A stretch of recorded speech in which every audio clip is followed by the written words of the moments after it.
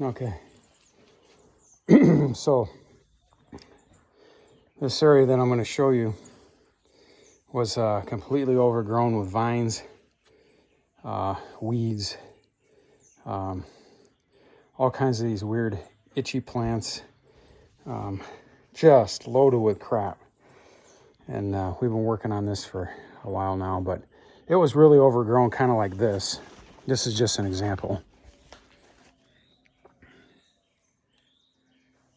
So you can see all the vines on the bananas and those really tall plants there. Those are those itch. They're like a really nasty itchweed, and all the vines growing. Tall grass, just loaded with weeds. This is what we're dealing with because the property was let go for so long, but we've been working on it. So this is what we started on, and the stuff that's left is either bananas, oranges, or coffee. And the coffee, we stumped it. They call stumping it. It's where you cut it back to 3 feet high, and you do that every 3 years. And the reason why you do that is because the coffee plant will grow so tall you can't even pick the coffee. This causes the plant to stay shorter and bushier, and it'll actually produce anywhere between 20 and 30% more. So you can get, 30, 40 pounds out of a bush instead of 10. Anyway, so let me flip this around and I won't flip it around. I'll just turn the camera. So you can see those are coffee, the one short ones that have been stumped. Bananas, oranges, those are navel oranges. It's a little tree. I'm gonna go up the hill here a little bit. More bananas, and this is a cistern. There was a big coffee tree there. I cut it back. More bananas, coffee. Okay, so back to the path that I put in. So we haven't done anything on this side yet. That's the next stop. We've been working on this entire hillside, literally taking 20 feet at a time and cutting off, raking down, pulling weeds, trimming back the bananas, trimming back the dead leaves, getting rid of old stumps, chainsaw, snips, hacksaws. I mean, you throw just about every tool you can at it. That was a big coffee that I cut on this side of the path, even though we're not going over there yet. I cut it because it was overhanging this so bad that I just cut it off. And you can see the coffee beans that were on it. The problem is they were about 15 feet in the air. You can't get up there to get them. So it doesn't do you any good. So you just cut it back, and then in a year or so, you'll have coffee that you can actually reach. Again, old nasty trees cut out. More coffee up there, more bananas. This was a massive palm tree that was actually dead. The top of it had snapped off in a hurricane, and it was shaped like a U. It went up like this. So it was shaped like that. And I cut it very carefully, and it ended up flying down the hill. It's down there. So that's pretty steep. But it got right to the bottom here, and it finally broke off, and then it rocked in that spot. You can see there's a dish. It rocked into there, and then flew down about 900 miles an hour. So that was a little exciting. Big coffee I cut down, stumped it. It was barely alive, but we'll see. More coffee up there, lots of bananas you can see. That banana right there, for some reason, the tree's like dead, but yet it's got a huge rack of bananas on it. So we'll see. They're not quite ready yet, but when they are, then I'll cut them. More bananas. Some of these are small. They're not big. Some are big. Some more coffee underneath here. There's a couple orange trees up there that we planted, actually. Here's some more coffee that's growing. Some of it was planted, some of it's wild. There's a couple wild ones in there. And then this is a massive mango tree that has not produced anything. So we're gonna do something with it. It needs to be topped, which is gonna be really dangerous. But today I just cut off this branch that was overhanging the path here.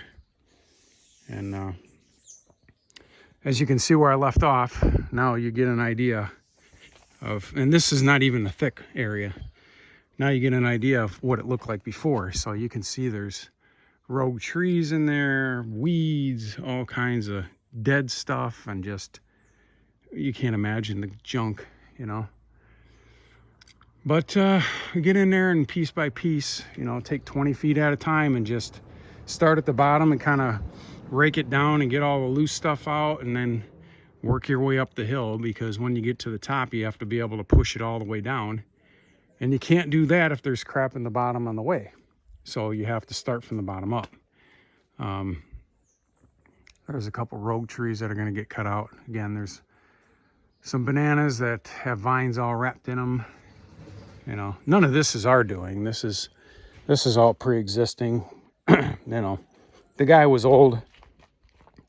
He couldn't keep up with it, gave up on it. And, you know, so now it's predominantly me and Wandy doing it all. Once in a while we hire a guy to come help, or two sometimes. But this is up close to the house.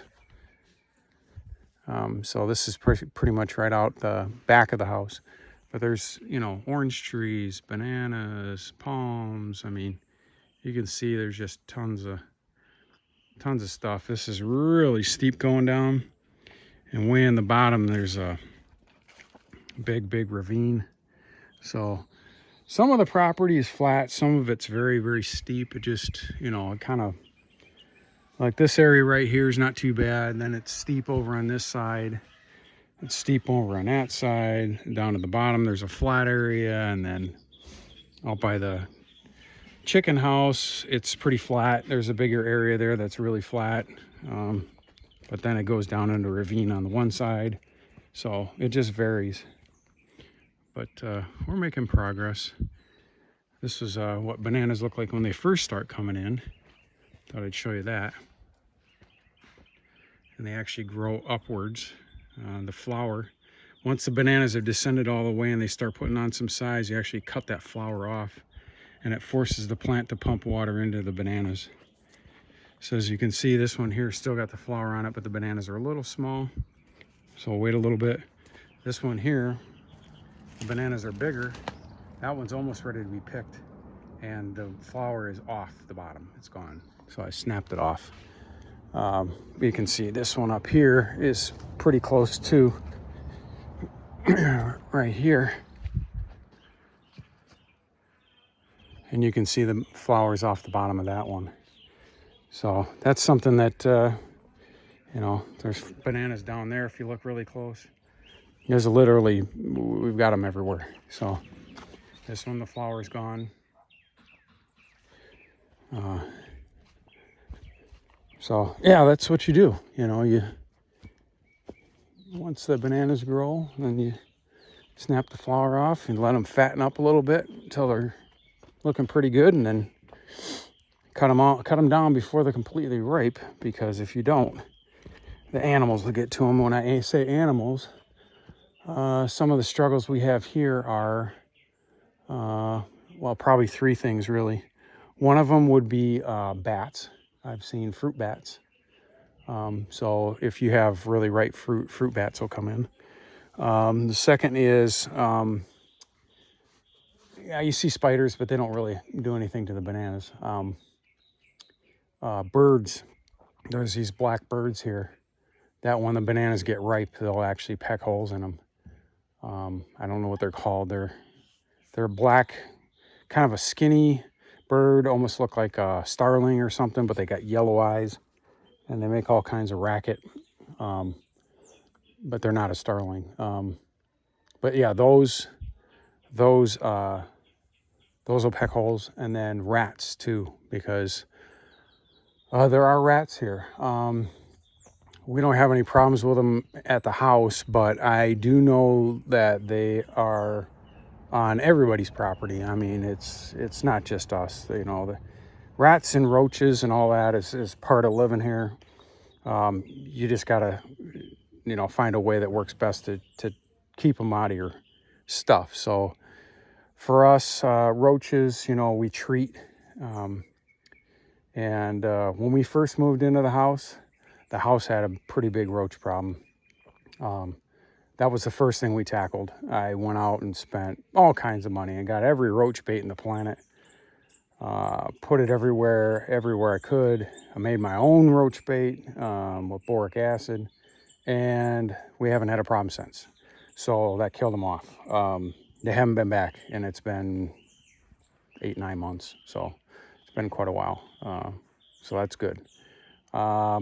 Rats, I've seen a couple. I haven't really had any experiences with them. I know that the stray dog that we picked up that now has a home, Spencer, he is a rat dog. So he's not really house trained per se. He does stay outside, but he does have his little cage that he goes into. But he doesn't wander. He doesn't run the streets.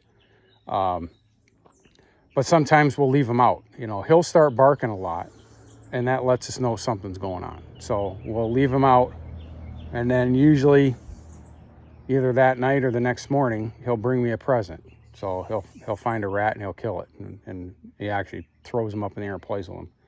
But he's gotten 3 so far.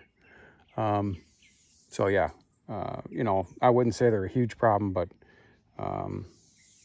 they're definitely around.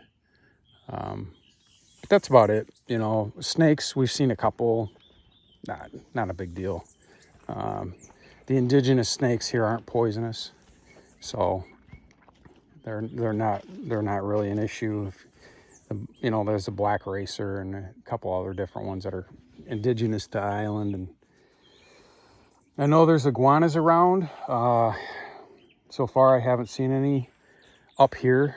I thought I saw one time down on the lower part of the property, but maybe I did, maybe I didn't. I know that they are down by the river, which is maybe a quarter mile down the road from us. I've seen 2 gigantic ones down there. So is it possible they're up here? Yeah, it's possible. But I haven't seen any evidence of them. It's a big, well, it used to be probably a pretty nice orange tree that we've rescued here. And it had a termite mound on it, which termites here are an issue too. There's a couple different ways you can treat for those. I'm more the slash and burn kind of guy, so yeah, I get them out. I'll just say that. Anyway, let's see. A lot of hummingbirds here. It's winter time right now, so they're not as prevalent, but they're still around. But yeah, let's see where. I don't know where. But basically, from this fence line all the way over to, I don't know if you can see, right above these bananas, there's a kind of a crap tree. All the way over to that, and then from the house all the way down quite a ways is our property. So there's a total of 4 acres on this side of the road, and then over there, this point, there's 1 acre. So it's a total of 5, which I don't know. I still kind of doubt that it's 5. It seems like it's a lot more to me. But sorry about that. I got crap in my eyes from weed eating. So after I go through and get all this, chopped and cleared back and whatnot, then I usually rip a weed eater through there and, kind of put the final touch on it. But maintaining it is going to be the issue now. Once it's cleared, then you either got to continue weeding or you got to spray or you got to do something, because the vines, the weeds are one thing. The grass, don't have a problem with it. But the vines are an issue. The vines, I hate the vines. The vines get wrapped into stuff and they will suffocate everything they get onto. So they'll suffocate your coffee, they'll suffocate your bananas. They'll just keep winding and piling on until they literally rip the plant down. So vines and me do not get along. And you can see here, this banana plant has got a lot of dead leaves on it. So what we do is we go and clean them up, trim all the dead leaves back, and eventually they'll put out fruit. So from what I've been told, it takes about 9 months for a banana to produce fruit. So you see, bananas grow like in groups. When you plant one banana, then it will put off babies. And once the adult plant puts off its fruit, then you take the fruit and basically you cut down that banana plant. Because by then there'll be at least one, if not more, babies alongside of it. Here's a prime example. So there's a baby right next to this one. And if you look at all these, there's smaller ones generally right next to them.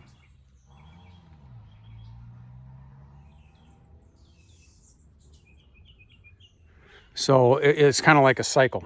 You got one that grows up. Somewhere along the line, it starts shooting off a clone of itself.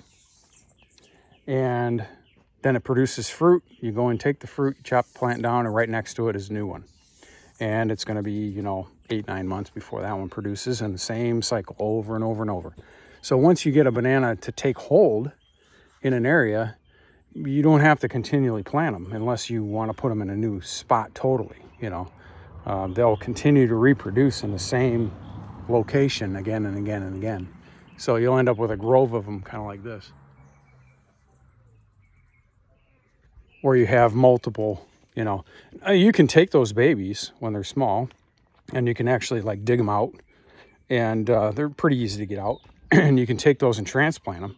Like if you want to put them in a different area, you got too many in one spot, whatever, you can dig them out and then, give them to your buddies, sell them. People sell them, plant them in another area that maybe you want to have bananas, you don't have any.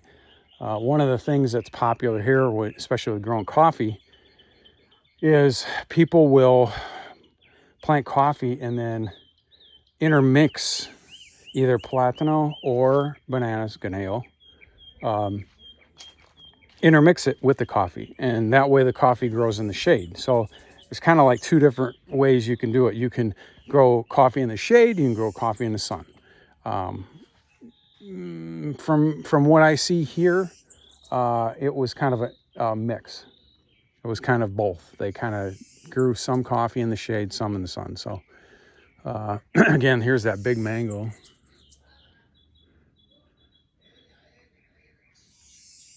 And you can see it's a really old tree. It's going to need to get cut. Something, going to have to do something. First off, I found out about mangoes is that they will not necessarily produce every year. And sometimes they won't produce at all. If they almost go into like a dormant state where they're sleeping, where they're really comfortable. There's no reason for them to produce, so they're not stressed. So sometimes you need to induce a little stress to get them to produce. And by me cutting that limb today, probably induce some stress in this tree, even though I just cut one limb.